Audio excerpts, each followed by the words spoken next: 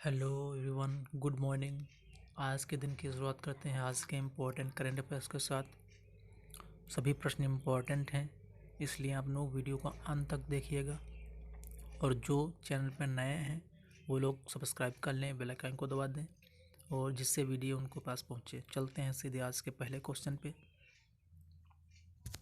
प्रधानमंत्री नरेंद्र मोदी ने हाल ही में किस शहर में एशिया के सबसे बड़े बायो सीएनजी प्लांट का शुभारंभ किया है?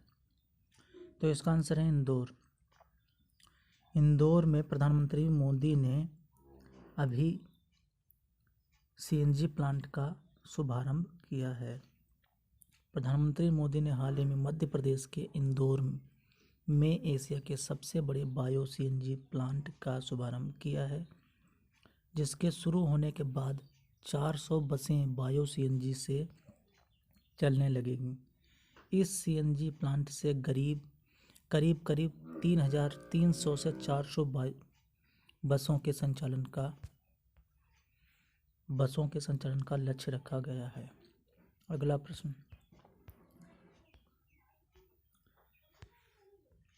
निम्न में से किस पेट्रोलियम कंपनी ने हाल ही में देश भर में 1,000 से अधिक इलेक्ट्रिक वाहन चार्जिंग स्टेशन स्थापित किए हैं? तो इसका आंसर है Indian oil corporation. Indian oil corporation ने हाल ही में देश भर में 1,000 से अधिक इलेक्ट्रिक वाहन चार्जिंग स्टेशन स्थापित किए हैं।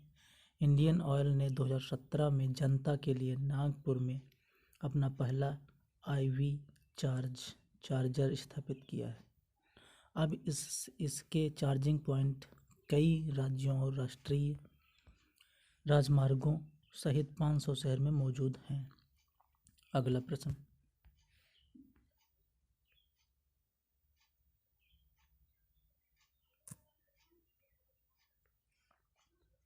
हाल ही में किस मंत्रालय ने लाभार्थियों से रूबरू पहल शुरू की है? तो इसका आंसर है आवास और शहरी मामलों के मंत्रालय। आवास और शहरी मामलों के मंत्रालय ने हाल ही में लाभार्थियों से रूबरू पहल शुरू की है। इस पहल का उद्देश्य आवास परियोजनाओं की प्रगति की निगरानी और लाभार्थियों के साथ सीधे बातचीत करके सक्षम शासन और पारदर्शिता लाना है। अगला प्रश्न,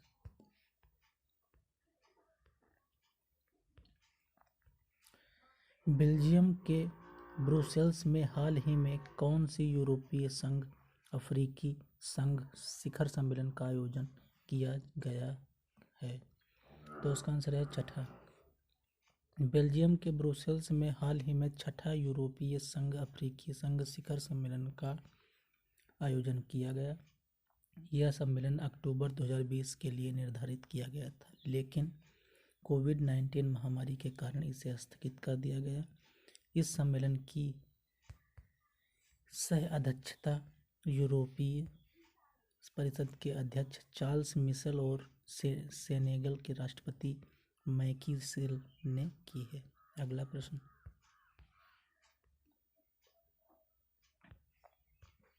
21 फरवरी को पूरे विश्व भर में कौन सा दिवस मनाया जाता है? तो इसका आंसर है अंतर्राष्ट्रीय मातृभाषा दिवस।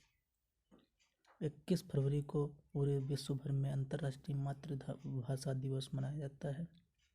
इस दिवस को मनाने के उद्देश्य हैं कि विश्व में भाषाई एवं सांस्कृतिक विविधता और बहुभाषिता को बढ़ावा मिले। इस दिवस को मनाने की स्वीकृति यूनेस्को के 17 नवंबर 1999 को दी थी। अगला प्रश्न,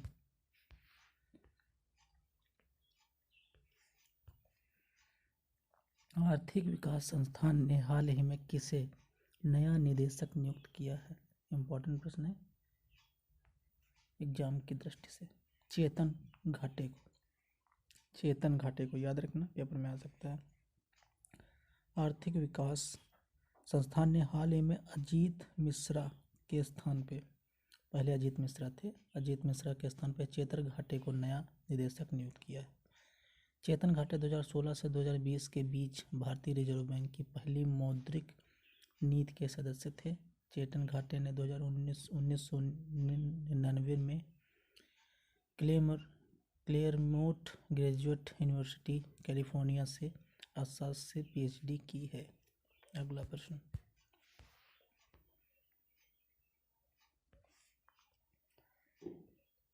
भारत के पूर्व फुटबॉलर सुरजीत सेनगुप्ता का हाल ही में कितने वर्ष की उम्र में निधन हो गया है? तो उसका आंसर 71 वर्ष की अवस्था में उनका निधन हो गया है।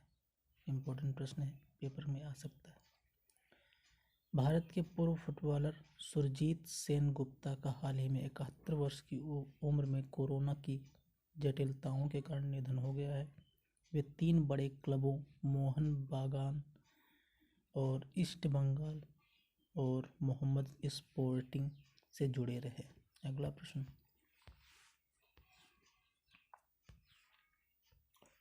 भारत और किस देश ने हाल ही में व्यापक आर्थिक भागीदारी समझौते पर हस्ताक्षर किए हैं? तो उसका आंसर है यूएई। यूएई के साथ भारत ने व्यापक आर्थिक भागीदारी समझौते पर हस्ताक्षर किए हैं। भारत और संयुक्त अरब अमीरात ने हाल ही में व्यापक आर्थिक भागीदारी समझौते पर हस्ताक्षर किए हैं, जिसके तहत संयुक्त अरब अमीरात को अधिकांश भारतीय निर्यात पर आयात शुल्क कम करेगा। साथ ही यह समझौता संयुक्त अरब अमीरात को रत्नों और आभूषणों के साथ कपड़े का निर्यात में वृद्धि करेगा। अगला प्रश्न,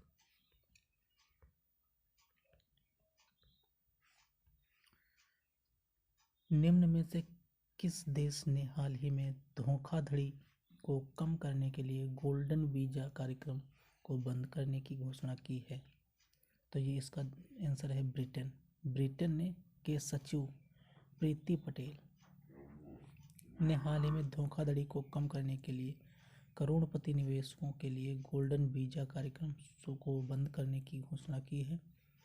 ब्रिटेन के गृह मंत्रालय के मुताबिक 2015-2020 के बीच लगभग 1400 निवेशक वीजा जारी किए गए।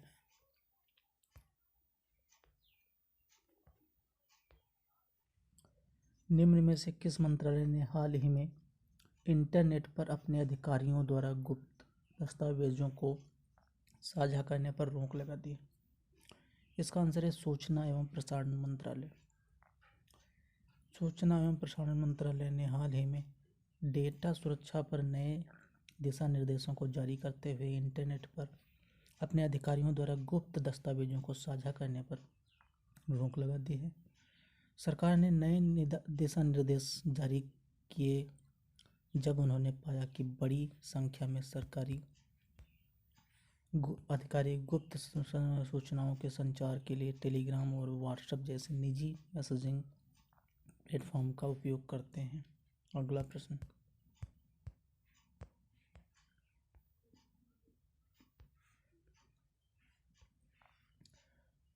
हुरून रिपोर्ट के अनुसार भारत में अमीर परिवारों में वर्ष 2021 में कितने प्रतिशत की बढ़ोतरी की है? तो 11। इसका answer 11%, 11%। Oxfam inequality kills India supplement 222 Hurun report के अनुसार भारत में अमीर परिवारों में वर्ष 2021 में 11% की बढ़ोतरी हुई है, जिसके अनुसार अगले 5 वर्षों में धनी परिवारों की संख्या 30% से बढ़कर 6 लाख हो जाएगी। अगला प्रश्न,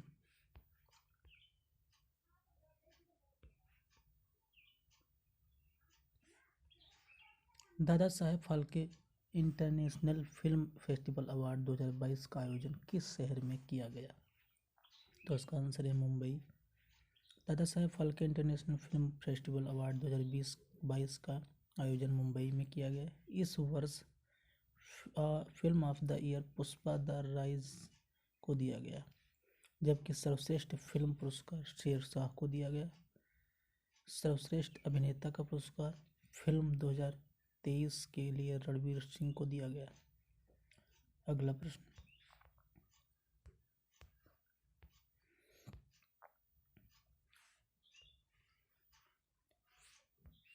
निम्न में से किस मीडिया कंपनी के वरिष्ठ पत्रकार रवीश तिवारी का हाल ही में निधन हो गया। इंपॉर्टेंट प्रश्न है, मार्क कर लेना। इंडियन एक्सप्रेस, इसका आंसर है इंडियन एक्सप्रेस के मीडिया कंपनी के वरिष्ठ पत्रकार रवीश तिवारी का हाल ही में निधन हो गया। वे अपनी राजनीति समाचार रिपोर्टिंग के लिए लोकप्रिय थे।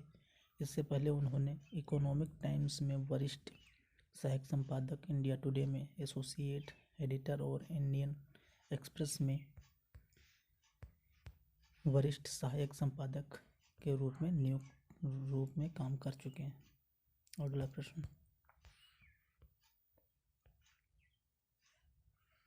फ्रांस के राष्ट्रपति इमैनुएल मैक्रॉन ने कितने वर्ष के बाद माली से सैन्य वापसी की घोषणा की?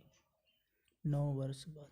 इसका आंसर है 9 वर्ष बाद। फ्रांस के राष्ट्रपति इमैनुएल मैक्रॉन ने हाल ही में 9 वर्ष के बाद माली से सैन्य वापसी की घोषणा की है।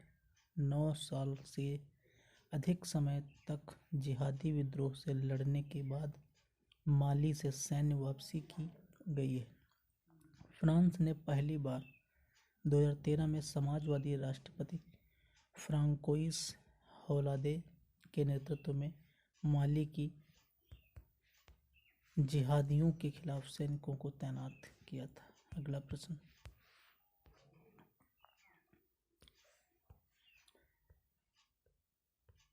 भारत सरकार ने हाल ही में देश में से शैक्षणिक संस्थानों को बेहतर बनाने के लिए कौन सी पहल को बढ़ावा देने की घोषणा की?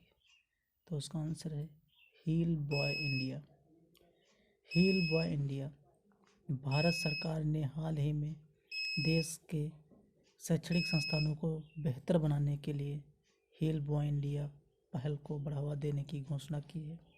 इस पहल का उद्देश्य स्वास्थ्य क्षेत्र में भारत को प्रशिक्षित पेशेवरों के लिए विदेशों में रोजगार के अवसर पैदा करना और स्वास्थ्य क्षेत्र में गुणवत्ता वाले मानव संसाधनों का मंथन करने के लिए शिक्षा को बढ़ावा देना। अगला प्रश्न, भारत 2023 में अंतर्राष्ट्रीय ओलंपिक समिति के सत्र की कौन सा शहर मेजबानी करेगा? तो उसका आंसर है मुंबई। भारत 2023 में अंतर्राष्ट्रीय ओलंपिक समिति के सत्र की मुंबई मेजबानी करेगा, जबकि पिछले सत्र की मेजबानी भारत के वर्ष 1983 में नई दिल्ली में की थी। 2022 में IOC सत्र बीजिंग, चीन में आयोजित किया गया था। नीता अंबानी इस समिति में भारत की प्रतिनिधि हैं। अगला प्रश्न,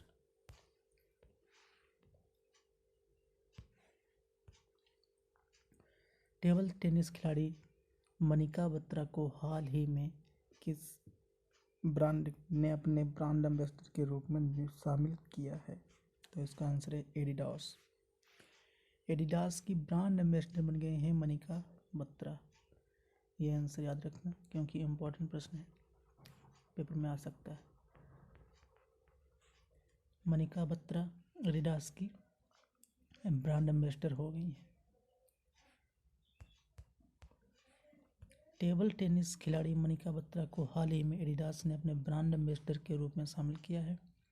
यह साझेदारी महिलाओं को अपने सपनों को साकार करने के लिए सशक्त बनाने, महिलाओं को बाधाओं को तोड़ने के लिए प्रोत्साहित करके और खेलों में भागीदारी बढ़ाने केंद्रित है।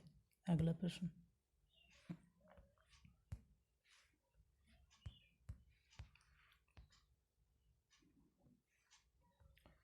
बिहार में साकिबुल गनी क्रिकेट इतिहास में अपने प्रथम श्रेणी पदार्पण पर कौन सा शतक लगाने वाला पहले खिलाड़ी बन गए हैं?